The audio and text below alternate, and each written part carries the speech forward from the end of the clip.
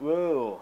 I'm a lazy asshole and I haven't done a single thing even though it's my spring break. News at 11. Good job. Anyway. Ugh. So by request I'm doing a review of the E400 class submarine aircraft carrier. Let that sink in for a minute, alright? Let that sink in. A submarine aircraft carrier, you can't get any more badass than that. If you don't like that ship, then you're just a fucking retard. Because the E400 class goes underwater and it carries planes. You just can't fucking beat that, man. I mean, come on. And it was also like the heaviest non-nuclear submarine class to have been built, I think. It was like 120 meters long. That's like the size of a destroyer or even bigger. That's pretty cool. But like, you know, beside that, the fact that it's a submarine aircraft carrier, if you don't think that's fucking amazing, then you're just like, I can't help you anymore. You're just fucking like dumb. And like I say, it's fucking amazing, and it was, but it wasn't like an aircraft carrier, right? Because the capacity for its like hangar was fucking 3 seaplanes. No, they were fine seaplanes, you know, like they were sedans, you know, they could carry an 800 kilogram torpedo or a 500 kilogram armor piercing bomb or whatever, you know. They had better performance and better like range and everything than like most seaplanes that the IJN surface ships carried, because they weren't like scout planes, they were actual attack planes. Because like the plan, like one of the major plans was to use a flotilla of E400 class submarines and this other class of more minor submarine aircraft carriers to attack Panama Canal, right? Because by design, the E400 class was able to go around the world 1.5 times, which is enough to reach the U.S. coast from the Pacific Ocean, or even just go fucking around like a fucking like tire or something, and straight the East Coast. And the plan was basically what the Panama Canal is. I hope you know this, but it's a canal that goes in. It's in Panama. I mean, no fucking duh. But it connects the Atlantic and Pacific Oceans, so that when there's a shipyard on the East Coast and it wants to get a ship to the West Coast, instead of going all the way around the fucking like continent of South America, it can just go through that canal, and there you go. You got a big fleet in the Pacific Ocean. And since Germany was on the verge of falling and the entire Atlantic fleet coming over to the Pacific, the plan was to use the submarine carriers to go near the Panama Canal. And basically what happens with the canal is that there's these reservoirs, and there's these like fucking dams that keep the water in the reservoirs to keep the canal usable. The idea was to smash these locks, they're called the Gatun locks, I believe, and use the torpedoes and the bombs to basically hit the locks and have the water pour out of the canal and into the reservoirs, because that's what they were designed to stop. So the canal would like empty out, and it would basically be fucking unusable. And that would delay, I think, the movement of ships from the Atlantic to the Pacific by like 4 or 6 months. Less if they went all the way around, but that would take a lot more effort, and some ships weren't capable of that long of a voyage, unless they had like tenders, which again would just make the entire operation a bit harder, and that was what the Japanese were aiming for. Now, of course, they weren't like retarded, and they obviously put torpedoes on the E400s. But I mean, come on, 6 torpedoes, that's not that much. And what, like 10 anti-aircraft guns?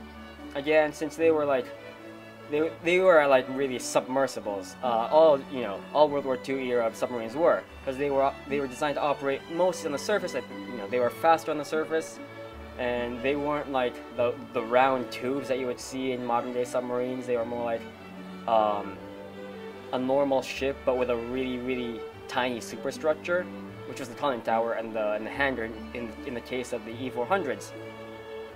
And so, you know, they had the 10 anti-aircraft guns, waterproof of course, jutting out for use against, well, aircraft. Well, I mean, no fucking duh. I mean, that was great, but again, the guns weren't superb, and they couldn't like really be aimed from like under the deck.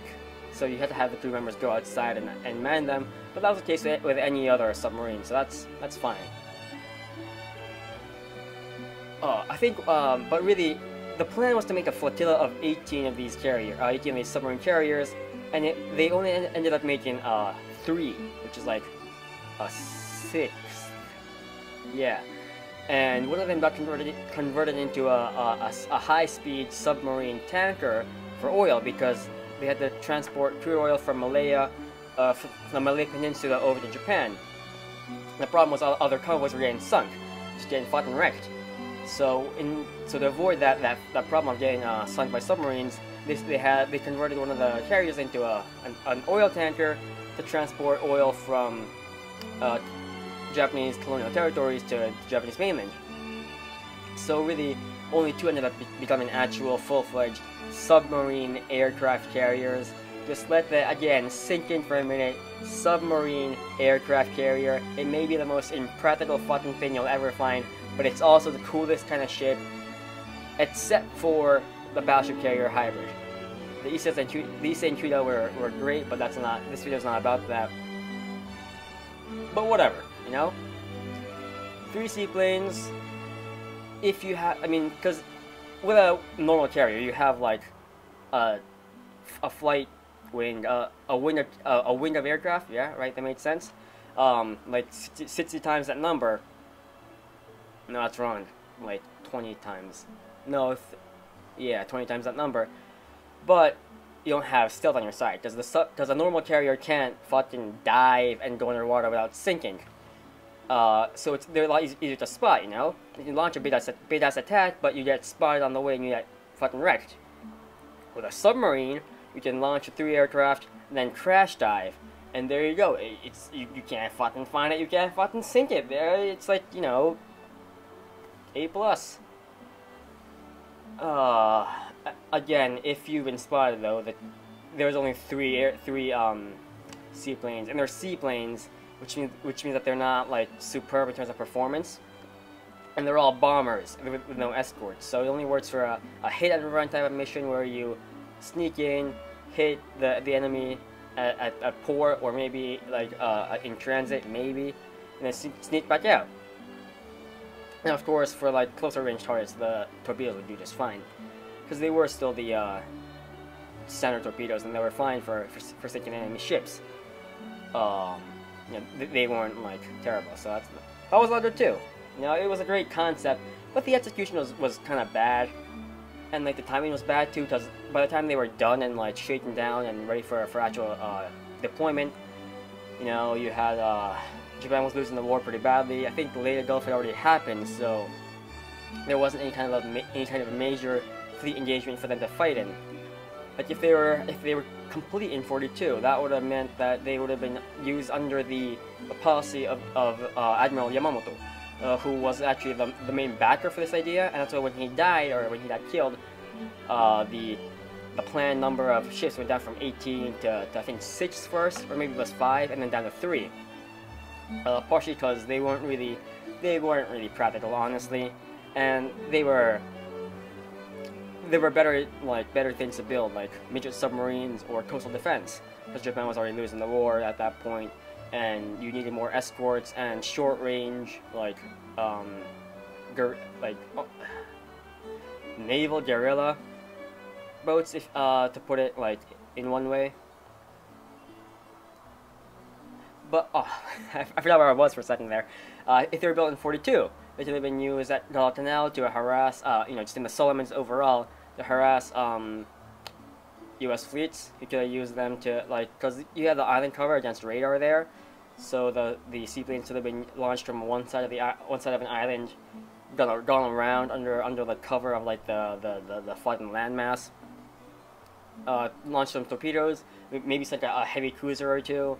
Main use would have been to strike at ports or at major like infrastructural supply dumps, sort of. Like, the Panama Canal was a great target, but they changed the target to a temporary dry dock somewhere in the Pacific, and it wouldn't really have had that big an impact on the end of the war, really.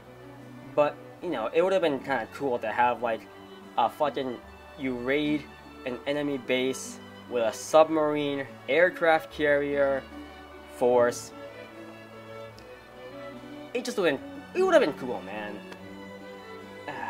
What a shame. Well, not really, because like the people that died kind of would have sucked. but like the idea of it was cool. Come on. And I think they were like en route when the surrender happened, and I think what happened was they just jettisoned their aircraft into the water because they were painted with U.S. markings. And when they surrendered, right, the fucking destroyer crews that they surrendered to just freaked the fuck out because this fucking submarine, right, bigger than their own Fletcher class destroyer, just fucking pops out. I would have fucking panicked, yo, if like a submarine had just fucking popped out and it was bigger than the ship I was on. Because at that time, like the biggest submarines that weren't the E400s were like what, 80 meters long. The U-boats, German U-boats, were about that big, I think. Not really sure about the European theater. But what I'm saying is, they were still smaller than the Fletcher class or the Alan Summers class. So when you get a fucking 120 meter long, I think, submarine popping out of nowhere, and then you find that it has a fucking hanger. I mean, I would have freaked the fuck out, man. I'm just saying, cause like I don't know. I was going to that. My point is, it was cool. All right, that's the gist of this entire fucking video. It was cool. I mean, come on, the E400 class. I mean, really, in terms of like actual war-making capacity and efficiency and practicality and all that boring stuff, it's like a 5. But the sheer coolness of that design merits 8 out of 10 at least. Right? Because, I mean, I'm gonna repeat this again, right? But it's a submarine aircraft carrier that has torpedoes, seaplanes. What more do you want, man? Yeah, 8 out of 10. Great, great design, but inefficient and impractical. Honestly, they would have been better off making like another escort carrier, or hell, really destroyer escorts. You know, the Kaibotron. That's what they're called. Yeah, sea, like literally sea defense ship. And there were like really shitty versions of destroyer escorts with like one anti-ship gun on each, but they were designed for escorting duties for transports. And really, like you could have built like 10 Kaibotron out of like one E400 class, and it would have been a lot more useful because they were protecting transports that were ferrying vital war materials to Japan from like Malaya and into China. But you can't. I mean, who gives a shit? It was cool. Alright, that's what I'm saying here. That was a bit rambly, but thanks for watching anyway. And until next time, I'll see you guys later. Bye.